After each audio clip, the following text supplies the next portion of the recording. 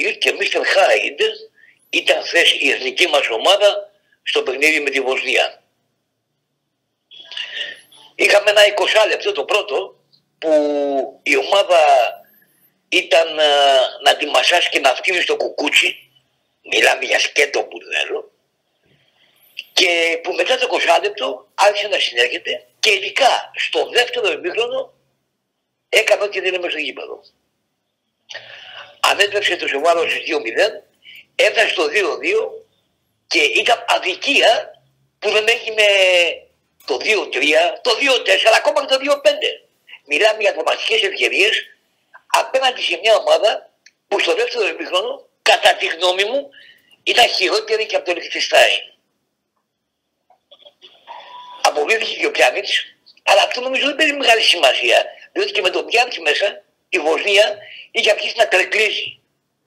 Δεν είχε δυνάμεις, παιδί μου, δεν μπορούσε να βγει την περιοχή. Αντίθετα, οι Έλληνες παίκτες είχαν περισσότερες δυνάμεις, πάταγαν πολύ καλύτερα στο γήπεδο και επιτέλους είχαν εμπνεύσεις, είχαν δημιουργία, έπαιξαν το 1-2, το 1-3. Όλα αυτά οφείλονται κάπου. Πού οφείλονται? Ο Αναστασιάδης χρεώνεται την κακή εμφάνιση της ομάδας στο πρώτο 20 λεπτό με τις άστοχες επιλογές και με την άστοχη λαθασμένη τακτική που επέλεξε. Στο δεύτερο ημίχρονο ο Αναστασιάδης χρεώνεται, θετικά τώρα μιλάω, αλλά αυτό το χρεώνεται είναι ερωτηματικό και να εξηγήσω μετά το γιατί, με τις πετυχημένες αλλαγές που έκανε και με την τακτική την οποία επέλεξε σε όλο το δεύτερο ημίχρονο. Έβαλα ερωτηματικό στη λέξη χρεώνεται ο Αναστασιάδης, διότι πιστεύω με την έναρξη του δεύτερου ημιχρόνου ο Αναστασιάδης είπε το γνωστό «Βοήθα Παναγιά μου».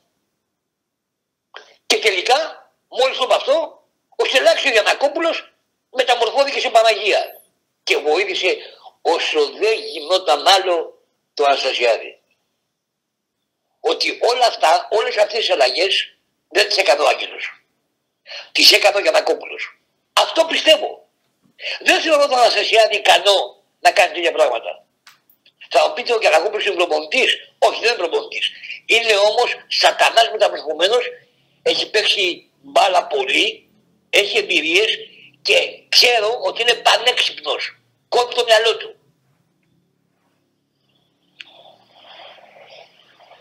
Τι έγινε λοιπόν? Πρώτον, η ομάδα ενισχύθηκε στα φτερά, στις φτερούγες που λέω εγώ. Έβγαλε το δόνι από σέντερφο, του πέρασε στο αριστερό άκρο, μπήκε μέσα ο Μασούρας δεξιά, έβαλε δεξίπακ τον Ζέκα και έβγαλε τον μπακάκι έξω. Έχωσε μέσα στην αντίπαλη περιοχή τον Κουλούρι με τον Κολοβό.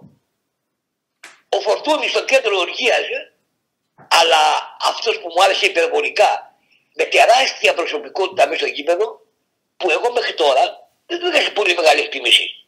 Αλλά επειδή κρίνω αυτό που βλέπω, θα πω το εξής.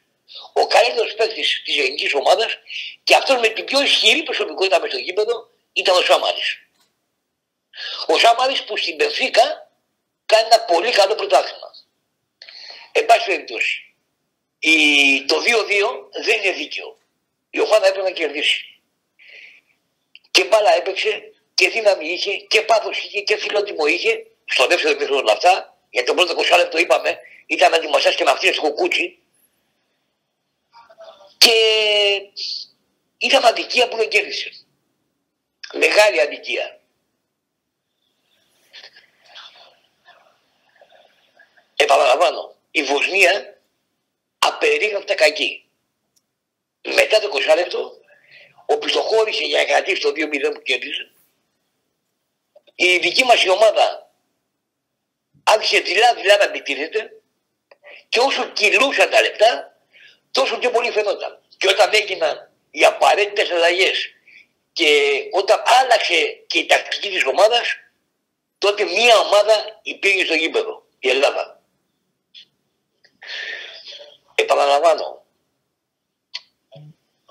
θεωρητικά η Βοσνία δεν είναι Λιχτενστάιν.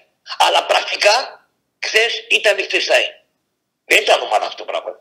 Δεν μπορεί να βγει από την περιοχή της. Δεν μπορεί να αλλάξει μπάλα. Δεν είχε δυνάμεις καθόλου.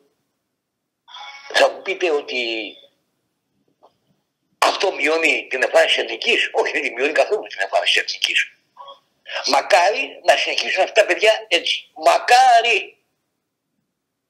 Εγώ είδα πάντως αυτοί οι νέοι παίκτες και με τον Μασούρα, τον Δόνι, τον Κολοβό, τον Κουλούρι έδωσαν μια όθηση στην ομάδα.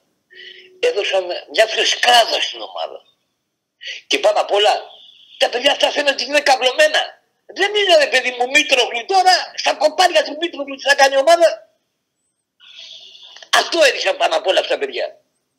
Ότι έχουν φιλοδοξίες.